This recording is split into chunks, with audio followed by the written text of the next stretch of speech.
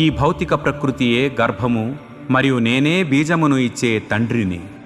ఓ మహాబాహువులు కల అర్జున, భౌతిక ప్రాకృతిక శక్తి అనేది త్రిగుణములను కలిగి ఉంటుంది: సత్వగుణము, రజోగుణము మరియు తమోగుణము. ఈ గుణములే నాశములేని నిత్య జీవాత్మను నశ్వర దేహమునకు బంధించును.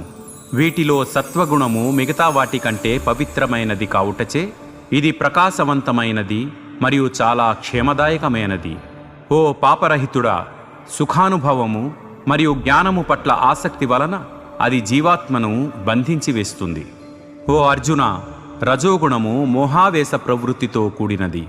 అది ప్రాపంచిక కోరికలు మరియు మమకారముల వల్ల జనిస్తుంది మరియు ఆత్మను కామ్యకర్మల పట్ల ఆసక్తిచే బంధించి వేస్తుంది. ఓ అర్జున, అజ్ఞానముచే జనించిన తమోగుణము జీవాత్మల యొక్క మోహభ్రాంతికి కారణము. అది సమస్త